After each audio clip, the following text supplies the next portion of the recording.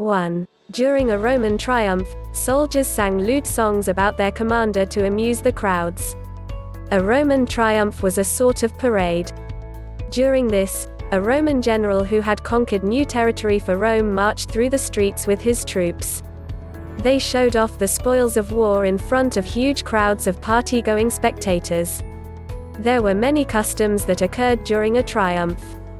One of which was for the returning Roman soldiers to sing crude and banter-like chants about their commanders, to the amusement of the crowds. One that survived history is from Julius Caesar's Gallic triumph. 2. Ancient Egyptian pharaohs used their slaves as fly-catchers. They would lather their slaves in honey, which would serve a dual purpose of attracting any flies to their slaves rather than themselves, as well as trapping and killing the flies. 3. In ancient Rome, urine was used as mouthwash.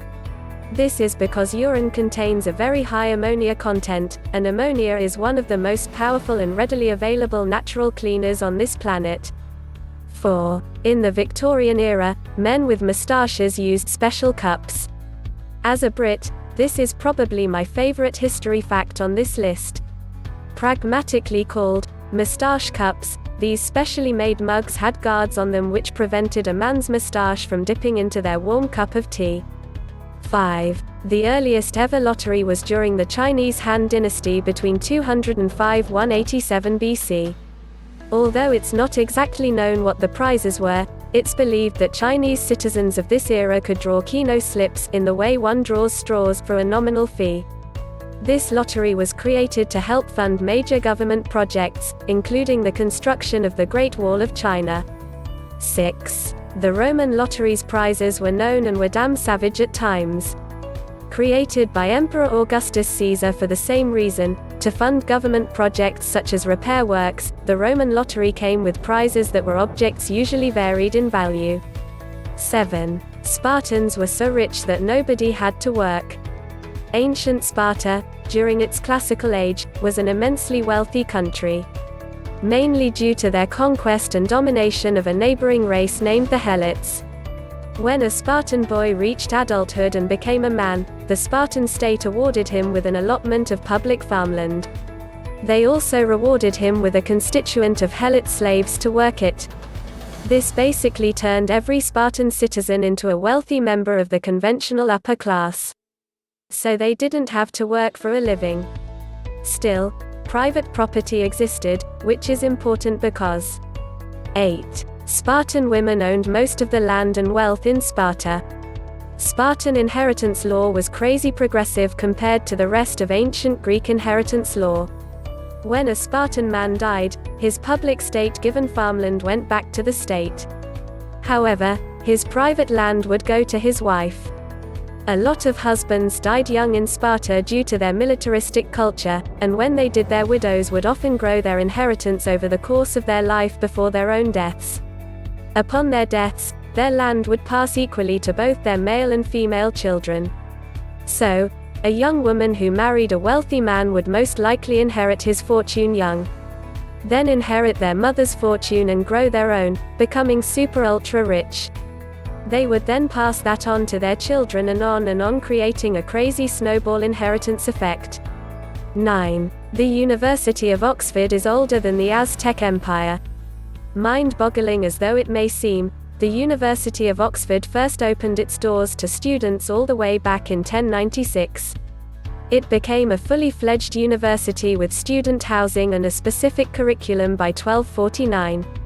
By comparison, the Aztec Empire is said to have originated with the founding of the city of Tenochtitlan at Lake Texcoco by the Mexica, which occurred in the year 1325.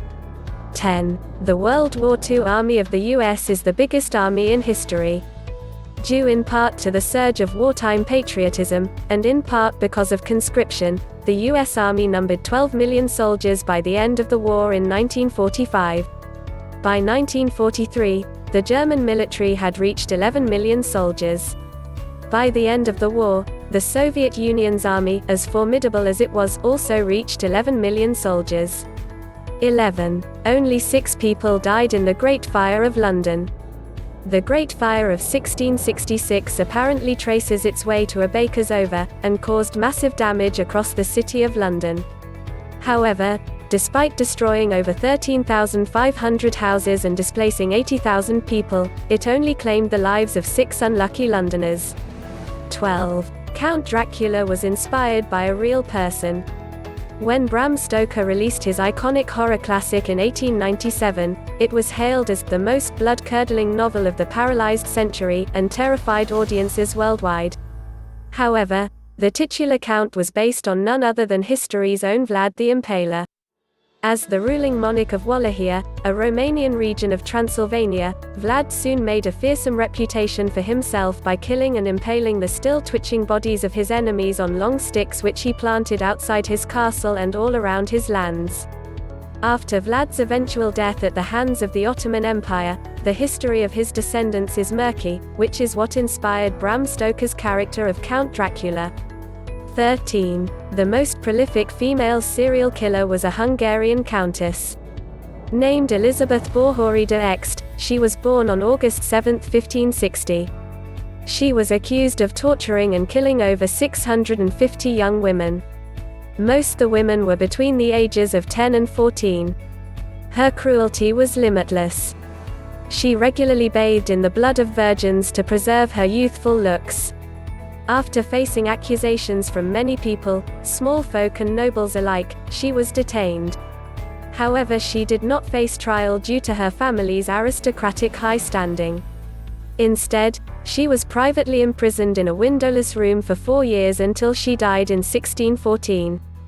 14. For 12 years during the French Revolutionary period, France had a whole new calendar. Not just that, but they also had a whole new timekeeping system too. Between 1793 and 1805, the ruling French government used the French Republican calendar to remove all religious and royalist ties to the old calendar. It was also part of a wider effort to decimalize France in terms of time, currency and metrication. The French Republican calendar had 10-hour days, with 100 minutes to an hour, and 100 seconds to a minute. Whilst this crazy calendar did have 12 months, each one of these months was 30 days. They were all given new names that reflected a meaning for each season. For example, one in winter was named Novos, which is Latin for snow.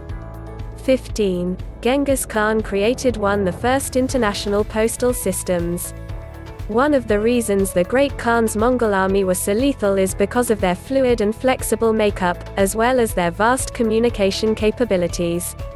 One of his earliest decrees as Khan was to establish a mounted courier service called the Yam. The Yam grew into a military postal service spanning across multiple borders, complete with a network of post houses and way stations across the whole of his empire. 16. During World War II, the British and Soviets launched a joint invasion of neutral Iran. What could both the Brits and Ruskies want with this Middle Eastern neutral country, you ask? Come on, don't be that guy. It's Iran, for crying out loud.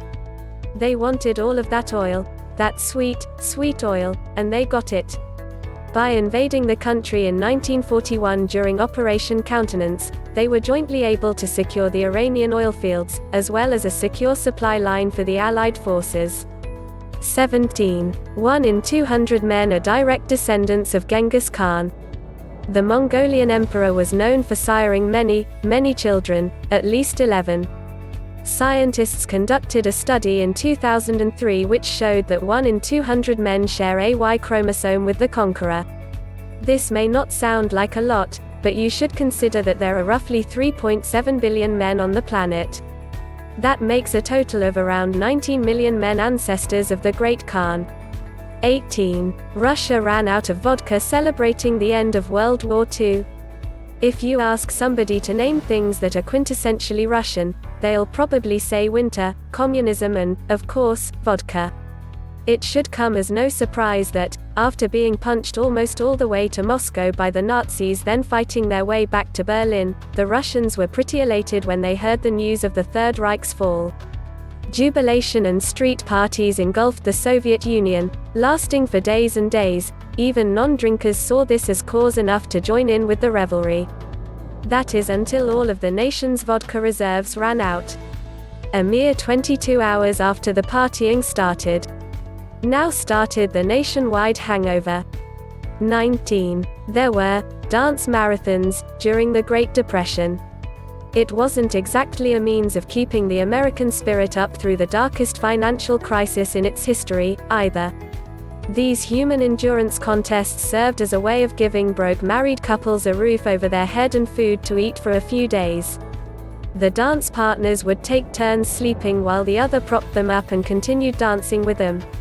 20. The Circus Maximum in Rome is still the largest capacity sports arena ever built. It was used for the execution of prisoners like Christian and Jewish people, part of the Roman triumph, along with chariot racing. Historians believe the Circus Maximum could hold between 150,000 to 250,000 people at any given time. This means that it could hold more spectators than the Runggrado May Day Stadium in North Korea, the world's largest capacity stadium, which can hold roughly 114,000 people. 21. The fastest surgeon ever ended up causing a 300% mortality rate. Before anesthesia, speed was essential when performing surgery to minimize pain to the patient, and also to ensure they didn't have as much chance to writhe about during surgery. Surgeon Robert Liston was considered the fastest knife in the West. He was a pioneer in speed surgery. One time, when performing a battlefield amputation in front of a group of spectators, Liston cut through his patient's leg so quickly that he accidentally cut the fingers off his assistant. One man who witnessed the surgery was also caught by the doctor's knife. Upon feeling it tug on his coat and seeing blood splash on him, he collapsed and died of a heart attack. Then, to make matters worse, Liston's patient and his assistant died of blood poisoning from their joint amputation. This made Liston the only surgeon ever to have performed a surgery with a 300% mortality rate. 22. Adolf Hitler's nephew fought against the Nazis in World War II. Born to the Führer's half-brother Alois Hitler Jr. and his Irish wife Bridget Dowling in Liverpool, England, William Patrick Hitler, later William Patrick Stewart Houston, moved from the UK to Germany, but later in life moved to the US. During the Second World War, he was drafted into the United States Navy where he served as a hospital corpsman throughout the war until 1947. He was wounded in action and was awarded with the Purple Heart, and went on to gain American citizenship. 23. Charles Darwin invented his own wheeled office chair. Because the man was a genius, that's why. Although office chairs that were wheeled were already in production, they were not comfortable or in any way as ergonomic as what we have nowadays. So, Darwin did something radical with his luxury armchair. The man was a renowned workaholic, and when he wasn't collecting specimens or eating them, he was sat down studying them and making notes. He found that, in his study or lab area, he would have to go through the rigmarole of walking about the office from bench to bench, desk to desk. So, to maximize his productivity and save him some valuable study time, he decided to attach wheels to his luxurious armchair. 24. The first official medals of honor were awarded during the American Civil War. They were awarded to Union soldiers who participated in the Great Locomotive Chase of 1862. Volunteers of the Union Army, led by James J. Andrews, snuck in deep behind Confederate lines, commandeered an armored train and took it northward towards Tennessee, wreaking havoc on their Confederate foes along the way. 25. Hollywood moved from New York to Los Angeles to escape Edison's patents. Hollywood is globally recognized as the movie capital of the world. Yet it wasn't always so. The movie industry was originally based in New York in the 1800s, which was close to New Jersey, and New Jersey was where patent master Thomas Edison was based. Edison had patents on over 1,000 different things, including most of the technology needed to make high-end movies, and boy did he flex on them patents. In short, if you wanted to be in the movie business, you basically had to go through Edison. So the independent filmmakers chose an alternate option to fighting Edison, fleeing Edison. And that's what they did. They moved to California, to an area of the country where the judges weren't as friendly to Edison and his patents, and where the wheels of copyright law would take longer to roll over them.